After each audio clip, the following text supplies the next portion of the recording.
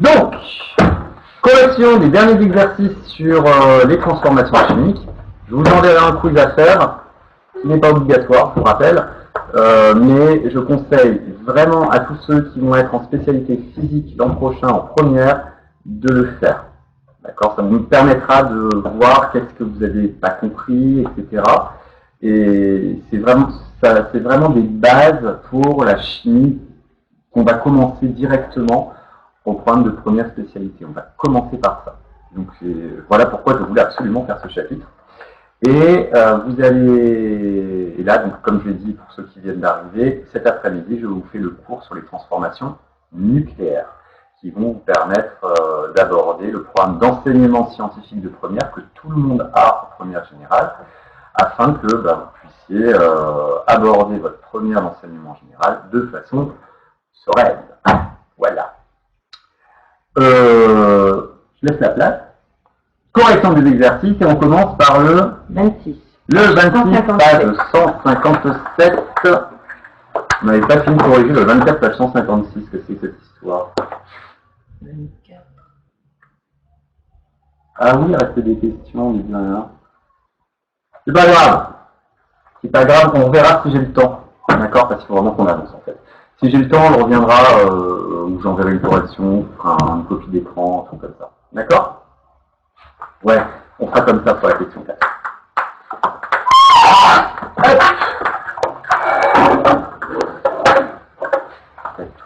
On est le 26, page 167. Est-ce que vous voulez qu'on affiche l'exercice? De toute façon, ça veut dire oui. Oui, oui, non.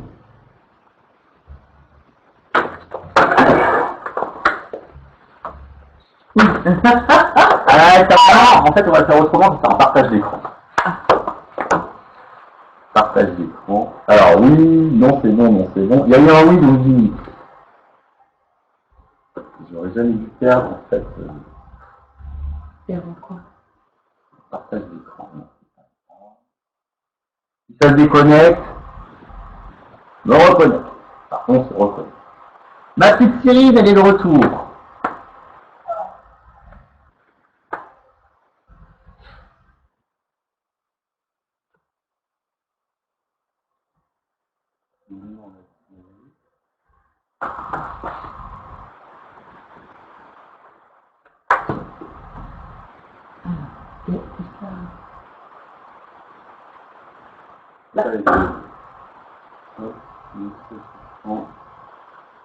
Là. Donc je tente un partage d'écran. Si ça se déconnecte, on se reconnecte.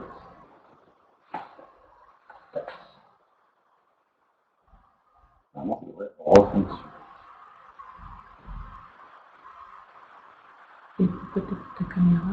Parce que ils ne peuvent pas faire partage d'écran et caméra en même temps. Je pense que ça bouffe trop de place.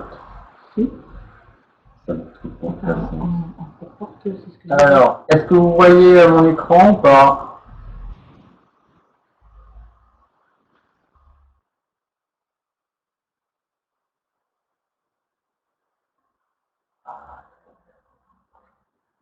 Oui, la technologie, quand ça marche, c'est cool.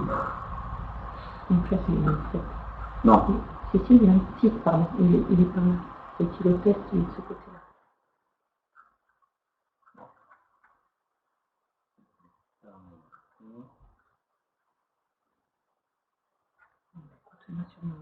Alors, les kilotests.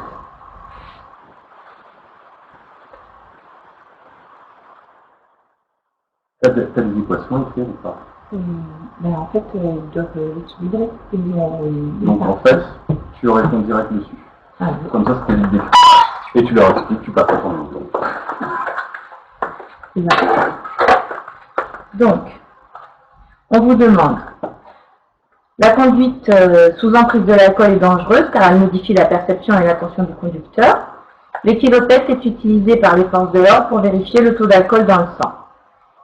Donc, pour vérifier ça, ils utilisent un éthylotest qui est composé de grains, c'est des solides qui sont de couleur jaune-orangé.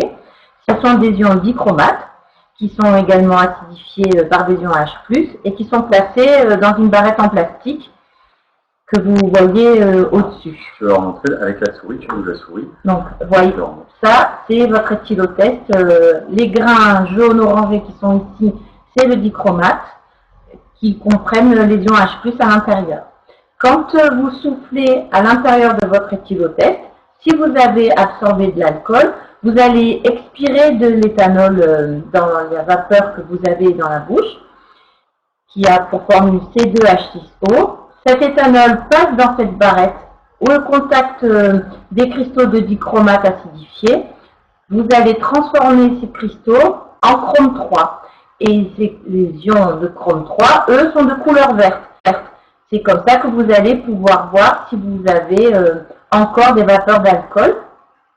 Et donc, ici, la barre qui est située ici, c'est le niveau auquel vous n'avez plus le droit de conduire parce que vous avez dépassé la valeur autorisée par les forces de l'ordre. Donc, dans la première question, on vous a déjà commencé à vous écrire la réaction qu'il se passe à l'intérieur de votre éthylotest et on vous demande de compléter les cases vides pour les coefficients stoichiométriques de l'H+, des ions chrome et de l'eau. Donc, vous avez ici, vous avez l'éthanol avec les ions dichromate et ici, l'acidification par les ions H+. Ça, ce sont vos réactifs et vous allez retrouver dans les produits ici l'acide acétique qui est transformé depuis l'éthanol, les ions chrome 3 qui sont de couleur verte et de l'eau. Donc, si vous regardez, ici, ils vous ont commencé à vous mettre des coefficients stoichiométriques. Pour le carbone, vous en avez 2 fois 3, 6. Ici, vous en retrouvez 3 fois 2, 6. Ensuite, vous allez avoir, pour les ions chrome, ici, vous en avez 2 fois 2, 4. Donc, pour les ions chrome, il va vous en falloir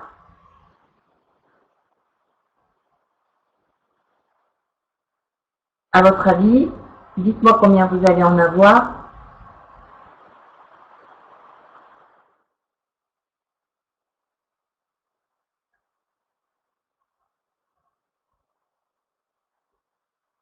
C'est exact. Merci Jeanne, merci Annalise.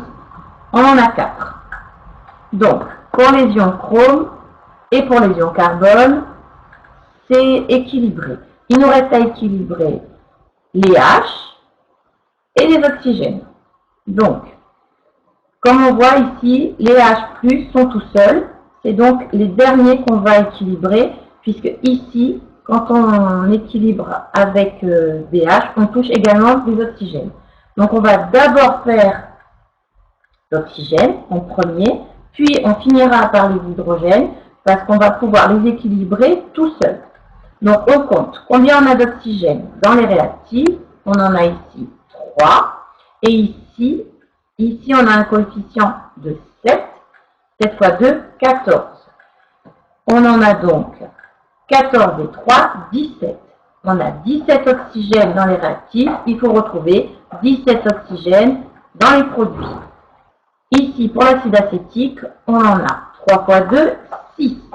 Donc, s'il nous en fallait 17 et que l'on n'en a que 6, pour ce qui est de l'eau, on va en mettre 11. Merci Elisa. Oui. Super.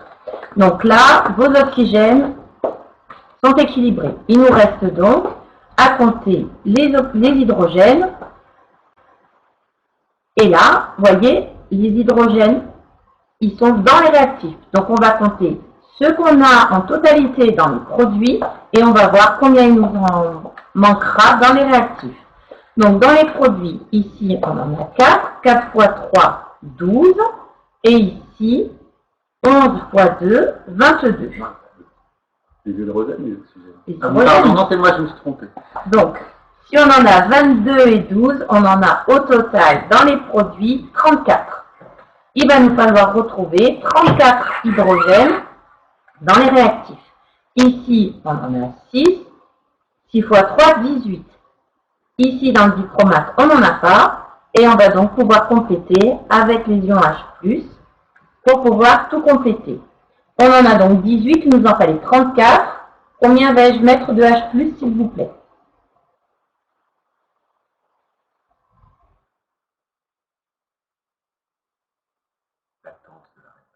C'est ça, oui, merci Anaïs. 13.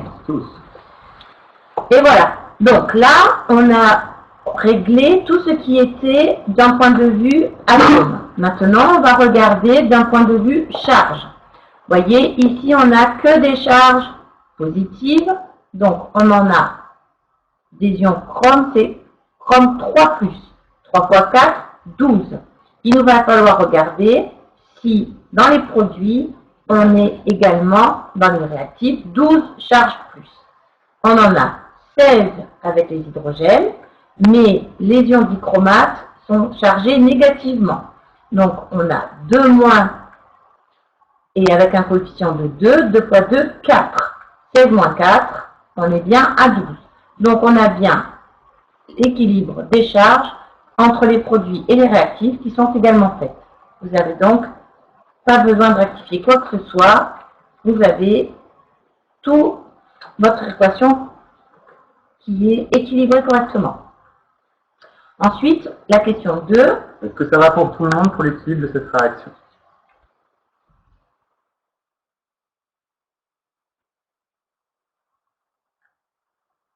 Pas de question? C'est clair?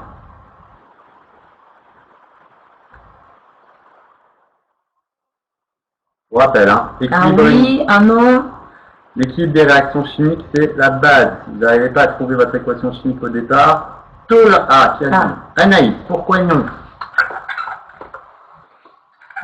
Ah non, non, pas de question, je pense qu'elle a voulu dire. Voilà. C'est bon pour Chiara. Okay. Allez, du coup, ça usage. Oui, exactement. Très bonne question, Alexandre. C'est vrai que on n'utilise plus trop ces éthylotests. C'est pas la police n'utilise plus ça. C'est les vieux éthylotests. Par contre, on les trouve encore quand vous allez en boîte de nuit, des choses comme ça.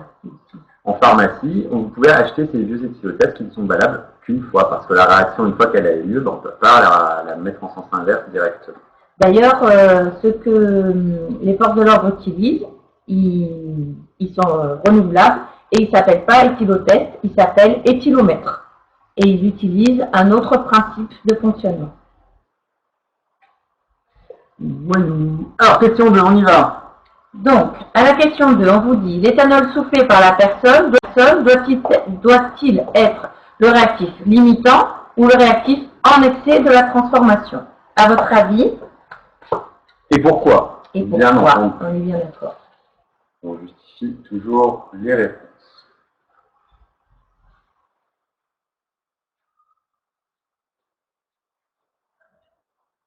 En excès. Alors, et pourquoi? Justifie. On te dit pas si tu as raison ou tort encore.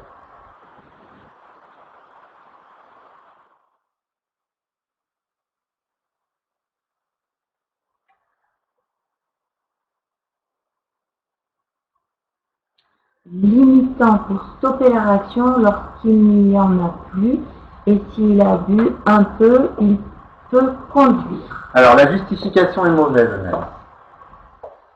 Mais en effet, ça doit être le réactif limitant. C'est lui qui va stopper la réaction.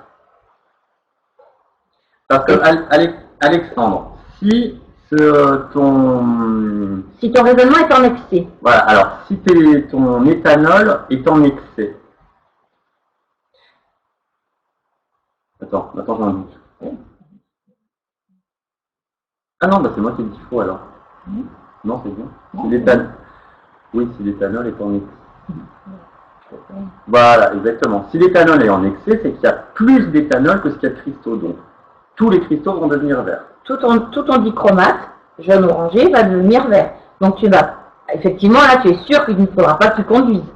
Mais si tu voulais utiliser l'éthylotest pour savoir si tu as bu de façon modérée et tu peux encore conduire ou ne pas conduire, il te faudra avoir l'éthanol en réactif limitant pour savoir s'il va s'arrêter avant ou après la barre noire qui est là, qui indique en fait si vous allez pouvoir encore conduire ou pas, puisque c'est la limite à laquelle les forces de l'ordre vous laissent conduire ou non.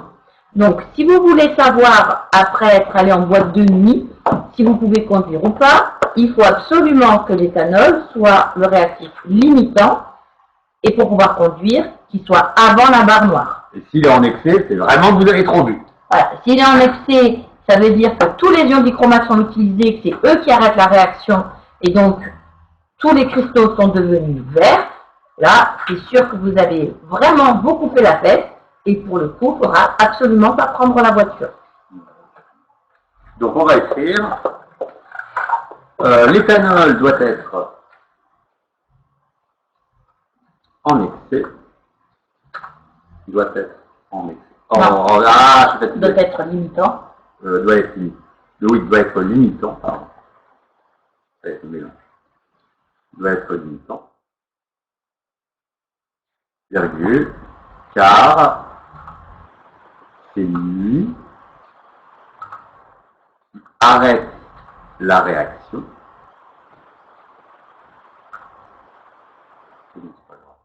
Arrête la réaction chimique. J'arrête la réaction. Virgule, afin qu'il arrête des cristaux de dichromate.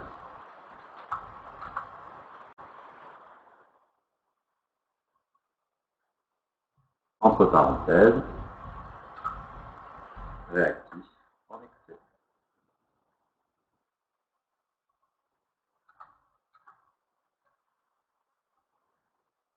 Voilà. Voilà pour cet exo. Est-ce que c'est bon? Est-ce que vous avez des questions?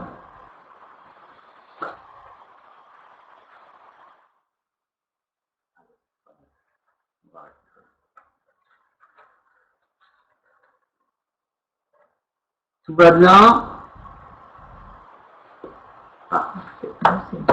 Bien, donc on va passer à l'autre exercice que vous aviez à faire, qui est le 30, page 158. Est-ce que je peux fermer ou tout le monde a écrit la phrase?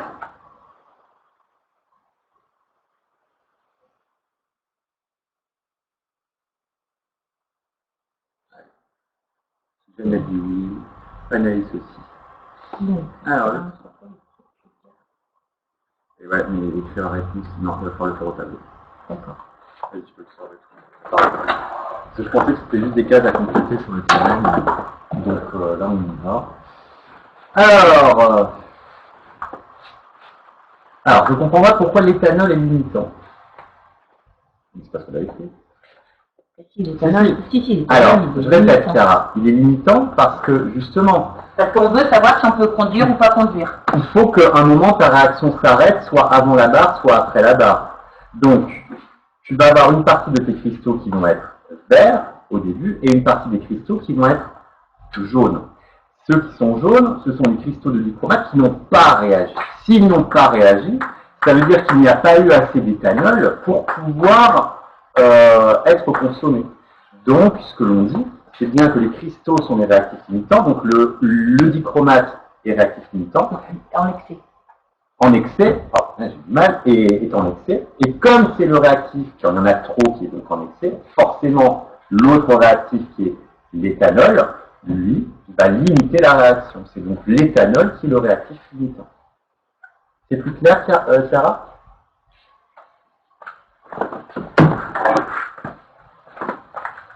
Voilà.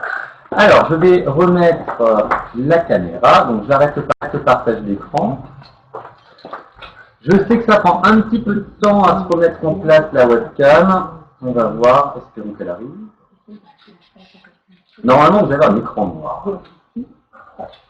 Moi, je ne me vois pas.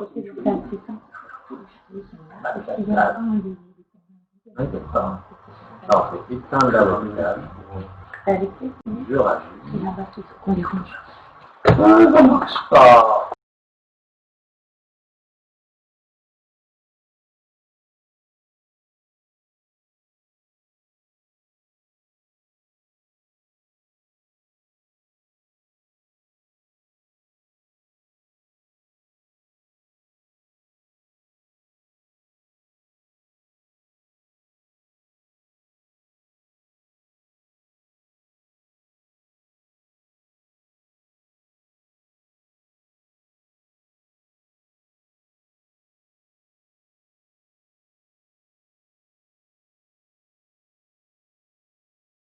Ouais, t'as caché. Hop. Allez, correction de l'autre exo, le 30, page 158, des équations à équilibrer. Allez, go, go, go. Alors, AA, CO gaz plus O2 gaz donne. Alors, petite question, c'est quoi CO, le nom de la molécule CO?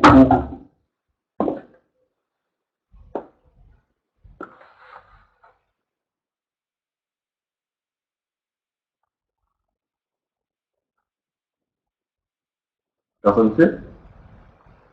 Si CO2, c'est dioxyde de carbone. CO, ce sera...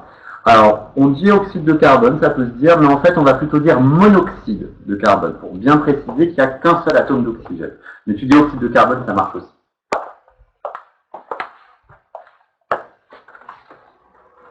Donc, on voit ici, on a 2 oxygènes et pour le dioxygène et 1 oxygène pour la monoxyde de carbone. Donc déjà dans les réactifs, on en a 3. Alors que dans le dioxyde de carbone qui est le produit, on en a déjà 2. Comment on va pouvoir faire ceci? Si on touche ici, il va falloir forcément toucher ici. Donc, on essaye, on en met 2. Ici, on en met 2. 2 fois 2, 4 atomes d'oxygène. Ici, 2 fois 1, 2. Et 2, 4. Et là, notre réaction est équilibrée. Est-ce que c'est bon pour tout le monde?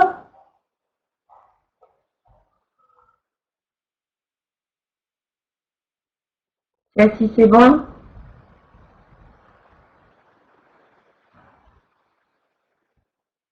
Oui. Bien. Donc, on passe à la suivante. 1, 2. Donc, ici, vous avez du diode avec SO4- à queue qui vous donne des ions I- à queue plus S2O8 2- qui lui est également à queue. Donc là, par où commence-t-on? Vous avez ici une molécule de diode avec 2 atomes d'iode. Ici, vous n'en avez qu'un. Donc, on commence par là, on en met 2. Ensuite, on regarde dans les produits, le soufre en atome de soufre, vous en avez 2 ici. Et dans les réactifs, l'atome de soufre, ici, vous n'en avez qu'un. Donc, on va également en mettre 2. Ça a équilibré les atomes d'iode et les atomes de soufre. Maintenant, on regarde si on est équilibré avec les atomes d'oxygène. Ici, on en a 4. 2 fois 4, 8 atomes d'oxygène. Et ici, on en a tout de suite 1 fois 8, 8 atomes d'oxygène. Donc, pour ce qui est des atomes d'oxygène, l'équation est également équilibrée. Maintenant, on va regarder pour ce qui est d'équilibrer les charges. Puisqu'on a des charges, ici 2 fois 2-, on en a donc 4-. Et ici, on en a 2 à cet endroit dans S2O8 2-, on en a 2. Et pour les ions d'iode, on en a également 2 fois 1, 2. Donc on se retrouve avec 4 charges moins dans les réactifs et 4 charges moins dans les produits. Donc on a également des charges qui sont équilibrées. Est-ce que pour celle-ci, tout va bien ou faut-il des explications supplémentaires?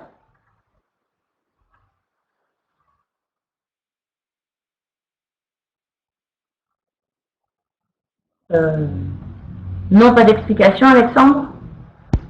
Ou non, t'as pas compris?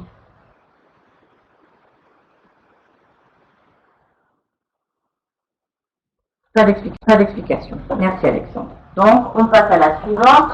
1. Donc, ici, on on a comme molécule CH4 plus du dioxygène qui va nous donner du CO2 plus de l'eau. Petite question par rapport à mercredi.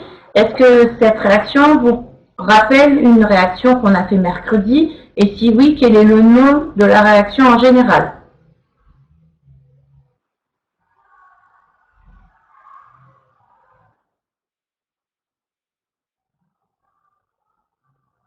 Oui, c'est exact, Anaïs. C'est une réaction de combustion.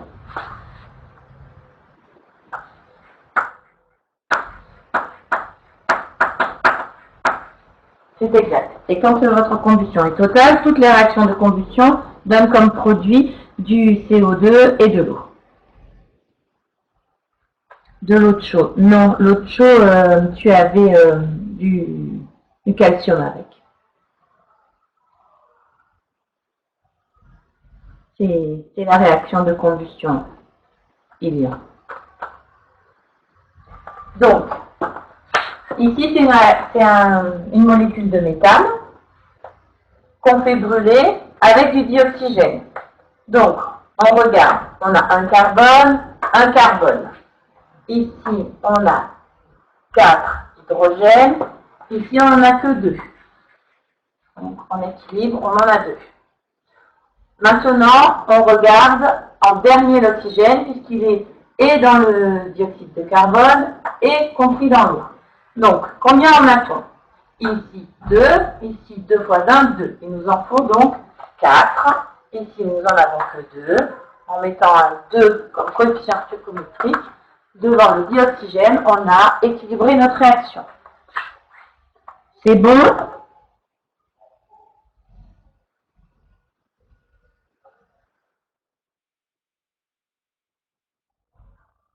Oui.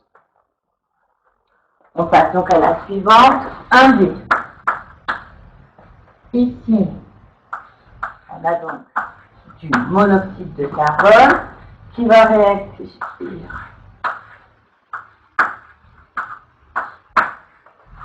avec du monoxyde d'azote pour former du dioxyde de carbone plus de l'azote.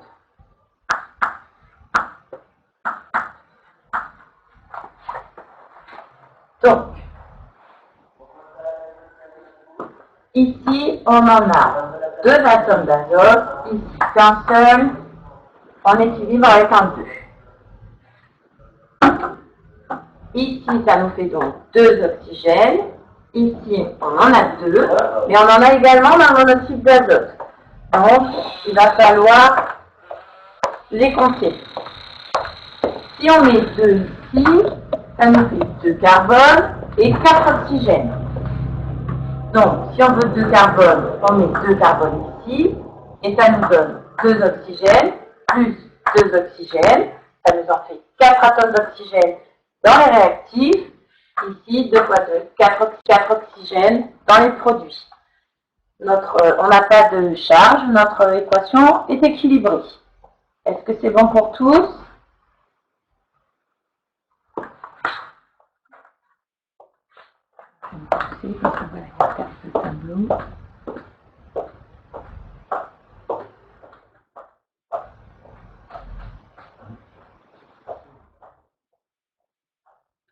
C'est bon?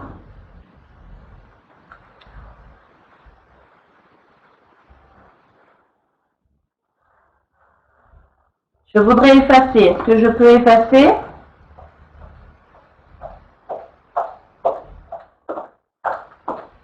Tomaso, oui. Est-ce que j'ai un autre oui? Oui.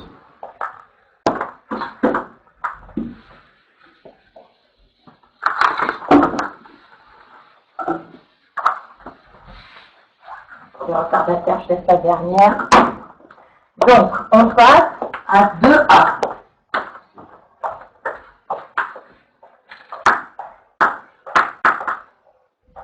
Donc, cette molécule, CH3OH, c'est du méthanol, auquel on y met du dioxygène, qui va nous donner du dioxyde de carbone, plus de l'eau. Et comme on vient de le voir, c'est une réaction de combustion. Donc, on y va, on regarde. Une molécule, un atome de carbone dans la molécule, un atome de carbone. Tout va bien. Ici, on a 1, 2, 3, 4 atomes d'hydrogène. Ici, on en a 2. Donc, on en met 2 pour avoir 4. Maintenant, on regarde l'oxygène. Ici, on en a 2. Ici, on en a 2. Ça nous en fait 4.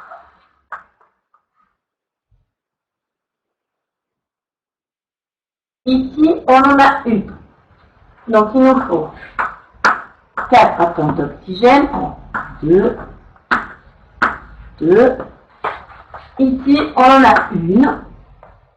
Ici, il faudrait que nous en ayons 3. Mais on a un coefficient de 2 pour la molécule de dioxygène. Donc, en fait, on va faire un petit calcul. On va leur dire que nous, on en voudrait 3, mais qu'on a un coefficient de 2. Donc, on va leur dire qu'on en veut 3,5. Parce que si on regarde 3,5 que multiplie 2 avec ceci, les deux s'éliminent et ça nous en fait 3. Donc, 3 molécules d'oxygène plus une molécule d'oxygène, ça me fait bien 4 molécules d'oxygène. Par contre, on ne peut absolument pas laisser de réaction équilibrée avec des coefficients stoichiométriques sous forme de fractions.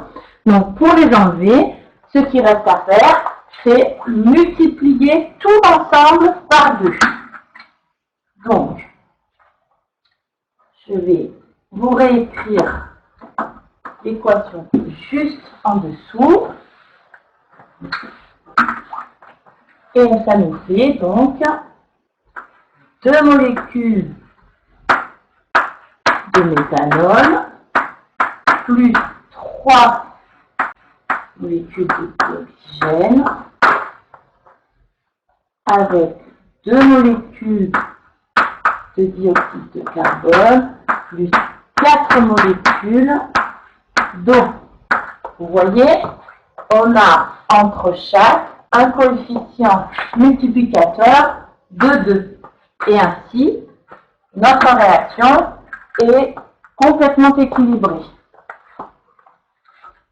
Est-ce que tout le monde a compris ou est-ce qu'il faut que je recommence les explications?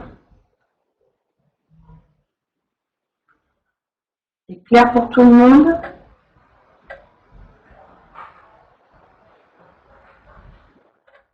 Compris. Merci Alexandre, merci Lilian. Donc, c'est maintenant qu'il faut dire s'il y a quelqu'un qui n'a pas compris.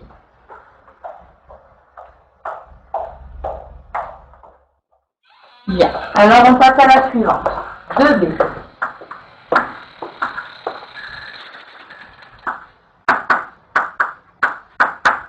Donc, nous avons de l'aluminium avec une molécule de dioxygène qui nous donne de l'oxyde d'aluminium. Voilà. Alors, on dit, l'addition citrona, c'est comme pour le monoxyde de carbone tout à l'heure, ou les oxydes de carbone. Là, on parle d'oxyde d'aluminium, mais en termes réels, il faudrait dire du trioxyde de dialuminium. D'accord? Voilà, ça c'est des notations, des expressions que va falloir conjuguer au fur et à mesure.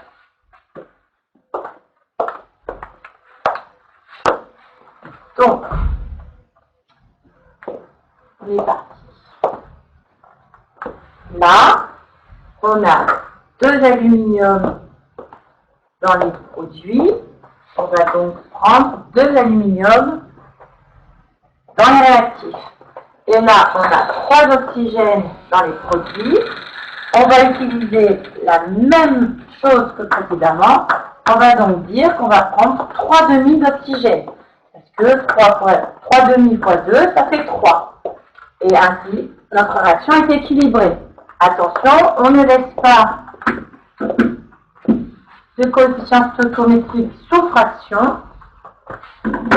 Donc, on multiplie tout par 2 et on obtient notre équation bien plus simplement que si on avait dû chercher des coefficients stoichiométriques entiers dès le début. Alors, là j'insiste, on ne laisse jamais des fractions en termes de coefficients stoichiométriques. D'accord? Il faut toujours que ce soit des nombres entiers. Alors, plus tard, vous verrez que ce n'est pas tout à fait vrai quand vous allez faire de thermochimie. Donc ça, c'est pas avant la première année de licence. Hein. Mais en thermochimie, pour faire des calculs de ce qu'on appelle de l'enthalpie, des énergies libérées, etc., il faut toujours se ramener à le composant de base qui va être combustionné, on va dire, en fait, à un qui fait qu'on va pouvoir faire apparaître des fractions. Mais en termes de lycée, au lycée, vous devez toujours avoir des coefficients stoichiométriques qui sont des nombres entiers.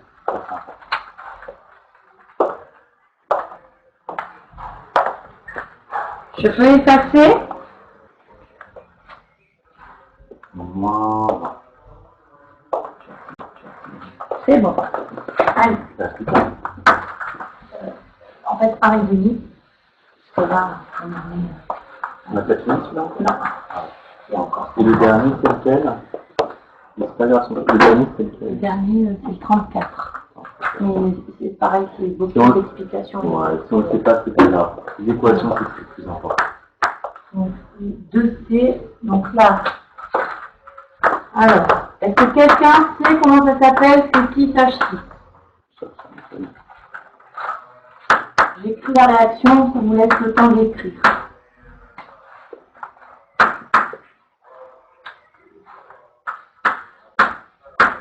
Alors, C6, H6, c'est quoi comme molécule?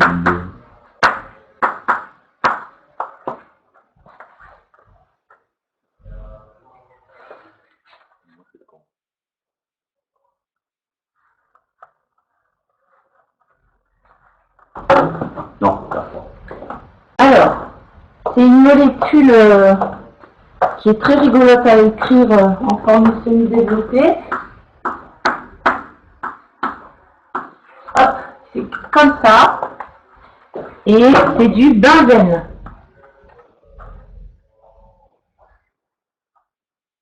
Alors, le rond, c'est, vous verrez plus tard, c'est une double liaison qui est partagée entre tous.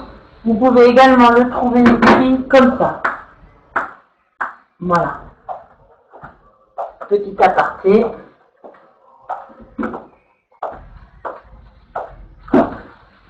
Donc, on équilibre tout ça.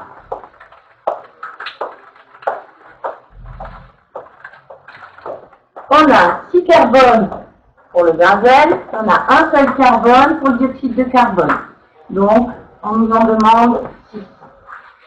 Ensuite, pour l'hydrogène, ici, nous en avons 6. Pour la molécule 2, nous en avons que 2. Donc, on rajoute 3 au coefficient stoichiométrique. On regarde pour ce qui est de l'oxygène.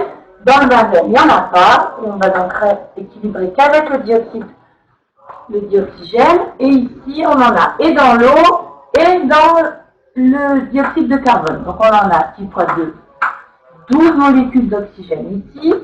Et 3 fois 1, 3 molécules ici. En tout, il nous en faut 15 molécules d'oxygène dans les produits pour pouvoir être équilibrés avec les réactifs.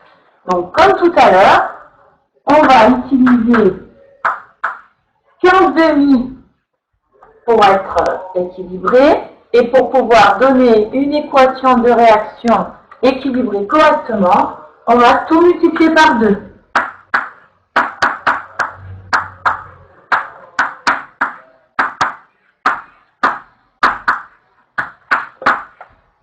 Donc 6 fois 2, 12. Vous voyez, les coefficients stoichiométriques sont assez gros. S'il avait fallu les chercher directement avec des nombres entiers, ça aurait été beaucoup plus difficile. Voilà, je me pousse, ça vous permet de les écrire. Est-ce que vous l'avez? Je vois Ilian qui me dit ça coupe beaucoup. C'est que pour Ilian ou c'est pour tout le monde?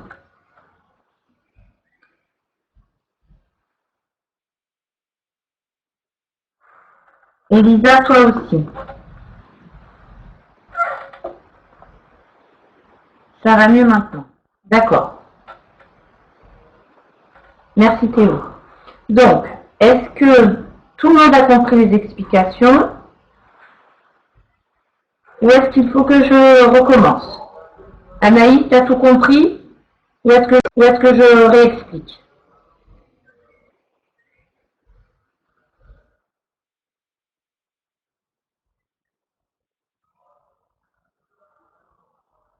Non, c'est bon, merci. D'accord, merci Anaïs. On va donc passer à 2D.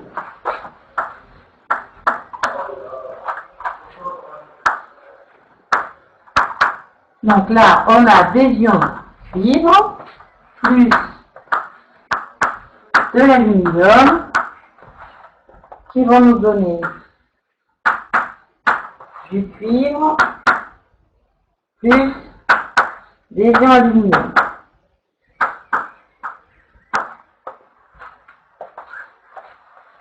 Donc,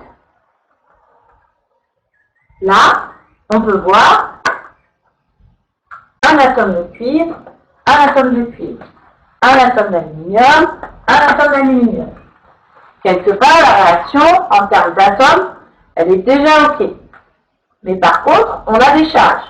Donc, on va regarder si elles sont équilibrées, ces charges. Ici, on en a 2 plus. Ici, dans les produits, on en a 3 plus.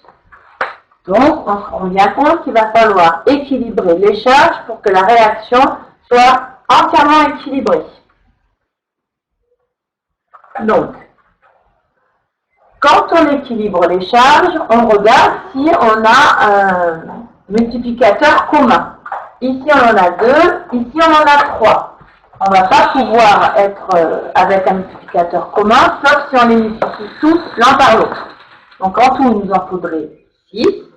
Donc, si on veut 6 charges ici, il nous faut 2 aluminium. Et donc, on en met 2. Et si on en veut 6, ici, on en met 3. Donc, 3 atomes de cuivre, 3 atomes de cuivre. Et là, on a notre équation équilibrée et en atomes et en charge.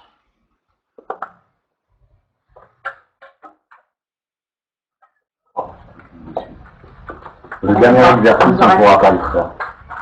Donc, on prend le temps de faire la fin de cet exo qui est le plus important à mon sens. Est-ce que c'est bon pour tout le monde? Alors vous voyez, la complexité va en augmentant entre 1, 2 et 3. Donc là, on va atteindre des équations beaucoup plus complexes.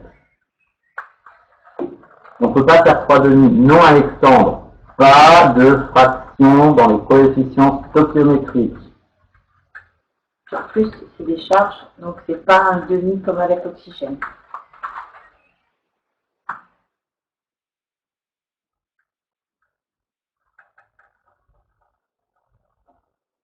C'est bon, Alexandre?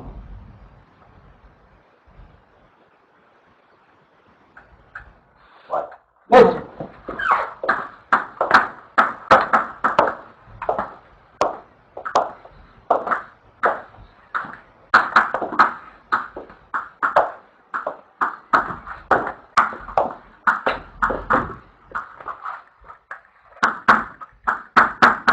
Donc là, vous voyez, on vous a également écrit une équation de combustion.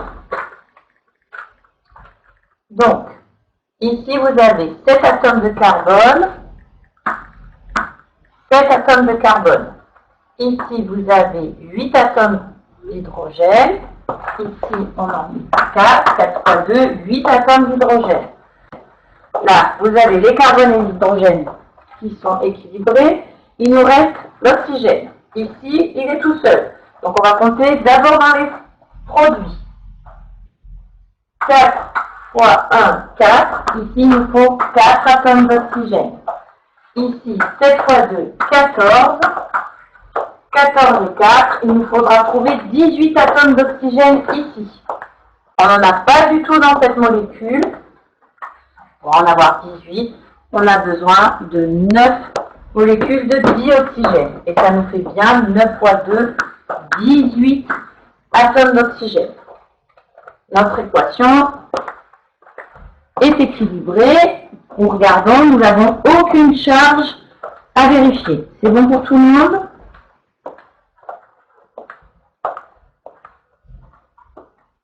Et est-ce que je peux effacer?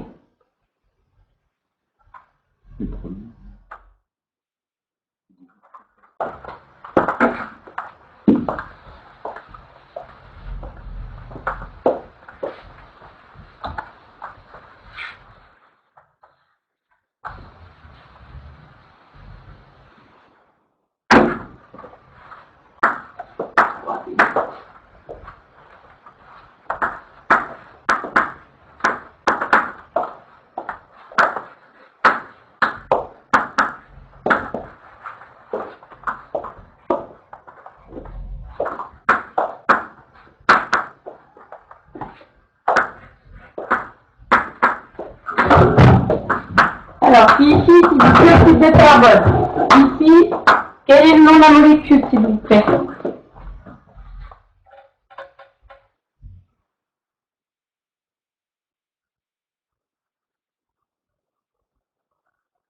Alors, comment s'appelle la molécule NO2?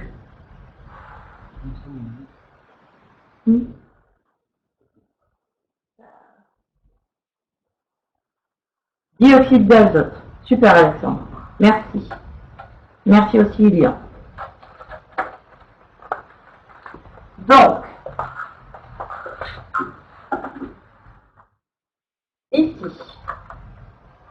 on a 2 atomes d'azote ici, un seul ici. On en met 2. Ensuite, on va regarder combien ça nous en fait. 2 fois 2, 4 atomes d'oxygène. Une atome d'oxygène ici, on en a 5. Ici, on a un atome de carbone, un atome de carbone. Donc, pour l'instant, ça nous paraît bien. On va donc voir ce que ça nous dit. 2. Ici, 4 et 1, on en a en tout 5. Donc, ça va être tout petit peu compliqué d'arriver. Alors, ce qu'on va essayer de faire, c'est de passer à un coefficient multiplicateur. Comme si on touche CO2, on va voir si ça fonctionne. Donc, on va en mettre 2. Ici, on va en mettre 2. 2 fois 2, 4 atomes d'oxygène. Ici, 2 fois 2, 4 atomes d'oxygène. 2 fois 1, 2. On en a un de plus que tout à l'heure. Ça va peut-être fonctionner si on augmente. On va réessayer en mettant 3.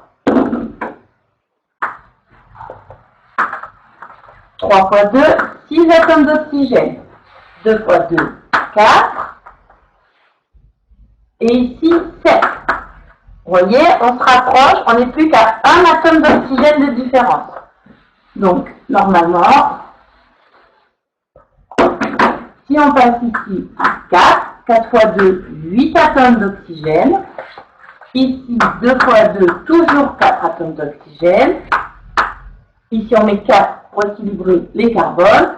Et ça nous donne donc 4 atomes d'oxygène. Et là, on a bien 8 atomes d'oxygène chez les produits et 8 atomes d'oxygène dans les produits et dans les réactifs. Et là, notre réaction est équilibrée. Alors, on n'est pas passé par les demi, parce qu'on aurait fait 5 ici, 2 là, on aurait fait 5 demi, on n'aurait pas pu avoir une équation correcte. Donc, le fait d'équilibrer avec les demi, c'est pas toujours à faire quand on a une molécule où il y a 2 atomes. On peut le faire uniquement dans les molécules où on n'en a qu'une seule, comme le diazote ou le dioxygène, quand c'est eux qui sont mis en cause.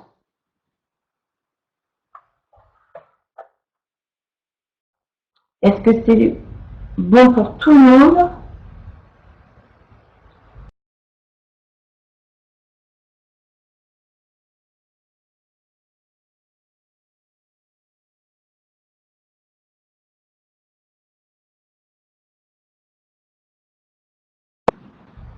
Ouais, normalement c'est revenu là. C'est bon, ça a dû friser, mais là ça doit être mieux. Est-ce que c'est bon pour tout le monde? Vous nous entendez, vous nous voyez? Oui, super. Donc on passe à 3C. Il y en a combien encore? 2 entre celle-là et l'autre. Ok.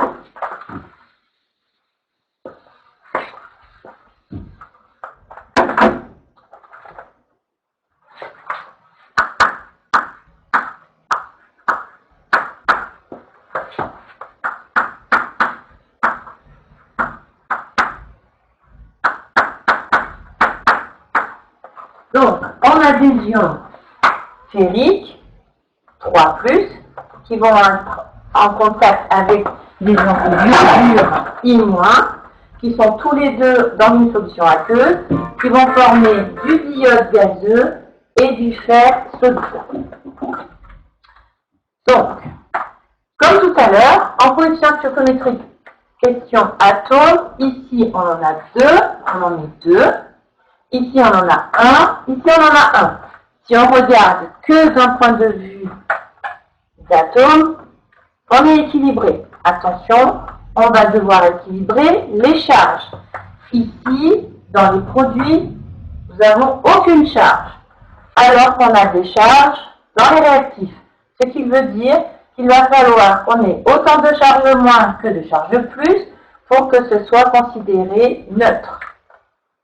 Donc, pour cela, ici on a 2 moins, 3 plus, il nous reste une charge plus dans l'ensemble. Ça ne va pas convenir. Donc, il va falloir utiliser des coefficients stoichiométriques pour pouvoir tout équilibrer. Si on regarde et que l'on en veut moins, ici, il va falloir essayer. Si on en met 3, ici, on va avoir un souci, parce qu'il n'en a que 2. Donc, on va essayer 4. 4, ça nous donne un quotient de 2 ici. Ça fait 4 moins, et là, 3 plus. Dans ce cas-là, on a une charge moins en trop. Tout à l'heure, c'était une charge plus, là, c'est une charge moins. Donc, c'est pas comme ça. Maintenant, on va essayer un tout petit peu plus. Donc, avec un chiffre pair pour pouvoir utiliser un coefficient stoichiométrique qui vient correctement ici. Donc, on va utiliser 6 ions iodures pour avoir 3 diodes. 3 fois 2, 6 atomes d'iode, 6 atomes d'iode. Ici, ça nous fait 6 moins. Donc, si on voulait avoir, il nous faudrait avoir 6 plus. Pour avoir 6 plus, il nous faut 2 atomes ferriques. Ça va donc nous faire 2 atomes de fer. Et là, on regarde 2 fer, 3 fois 2, 6 diodes, 6 diodes. On est toujours avec 0 charge dans les produits. Est-ce que dans les réactifs, au final, c'est neutre? 6 fois 1, 6 charges négatives. 2 fois 3, 6 charges positives. On est entièrement équilibré, autant des atomes que des charges. Est-ce que c'est bon pour la réaction 3C? Oui pour Tommaso. Pour les autres aussi?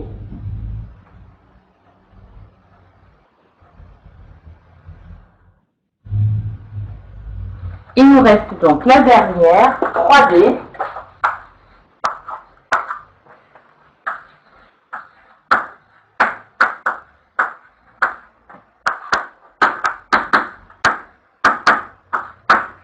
Donc on a des ions nitrates avec des ions ici ferreux, c'est Fe2+, ferrique, Fe3+. plus légion H+, qui nous donne du monoxyde d'azote.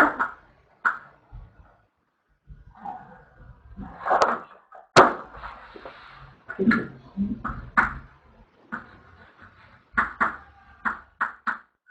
De l'eau. Plus des ions ferriques. Voilà. Tout se voit. Donc, un atome d'azote, ça c'est bon. Un atome ferreux, un atome ferrique, ça aussi c'est bon. Ici on a 3 atomes d'oxygène, donc là il nous en faut ici un, ça nous en fait 2, et il nous en faudrait 3. Donc, ici, on a encore pas de coefficient sur les ions H+. Donc, on va en mettre 2 pour 2 fois 1, 2 oxygènes plus 1, 3, qui nous équilibre les atomes d'oxygène. Et ici, 2 fois 2, 4. Et ça nous fait 4 atomes d'hydrogène à mettre dans les réactifs pour être équilibrés. Ici, on est équilibré avec les atomes. Est-ce qu'on est équilibré avec les charges? Une charge moins ici, 2 charges plus dans les ions ferreux, donc il nous reste globalement avec 4 charges plus de l'hydrogène, 4 et 2, 6, moins 1, 5 charges plus globalement pour ce qui est des réactifs. Et pour les produits, nous avons juste les ions ferriques qui sont chargés, ça nous en fait 3. Donc on voit bien qu'on n'est pas du tout équilibré question charge. Donc, qu'est-ce qu'on va faire? On va essayer d'en mettre 2. Ici 2, ça nous en fait 2. On a de la chance, on va pouvoir équilibrer avec le fer et ça ne va rien nous toucher d'autre. Donc, 4 et 2 fois 2, 4, ça nous en fait 8, moins 1, 7 atomes charge de 7 charges plus globalement pour les réactifs. Dans les produits, 2 fois 3, 6. Donc, ça ne suffit pas. C'était pas 2. On va donc mettre 3. Toujours 4 pour les ions H+. 3 fois 2, 6. En tout, ça nous en fait 10 plus, moins 1, 9. Globalement, dans les réactifs, nous avons 9 charges plus. Et ici, 3 fois 3, 9. Donc là, on est autant équilibré en atomes qu'en charge. Est-ce que vous avez des questions sur cette dernière équation? Non. Merci Tommaso. Est-ce que quelqu'un d'autre a une question?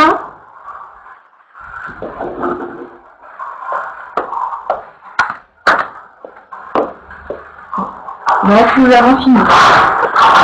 Bon voilà. Donc on fait pas le tout dernier exercice. C'était sur Lavoisier, la conservation de la masse. Alors, ce qui est sympa à faire, bon pareil, c'est ceux qui vont faire spécialité physique-chimie l'an prochain. Voilà, ça c'est des trucs de base où il va falloir convertir à partir d'une équation chimique et d'un texte, quelle est la masse des réactifs, quelle est la masse des produits que vous allez obtenir, et vous allez pouvoir prédire tout ça. Rien ne se perd, rien ne se crée, tout se transforme, et en fait vous voyez que la masse de tous les réactifs, ben, on les retrouve dans la masse de tous les produits. D'accord? Non, c'est aux erreurs de calcul. Ah, aux erreurs de mesure, voilà. Les résultats, non, on verra après. Je ferai peut-être une classe en présentiel. Sur ce, tout à l'heure, cours sur les transformations nucléaires. D'accord? Donc, c'est un chapitre qui va être important. Et voilà. Donc, on se retrouve à.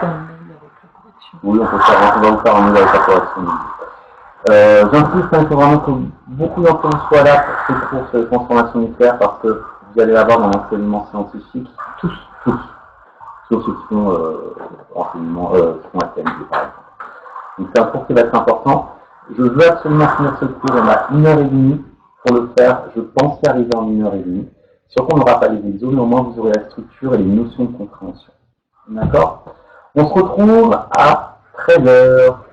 D'accord? À tout à l'heure. À tout à l'heure.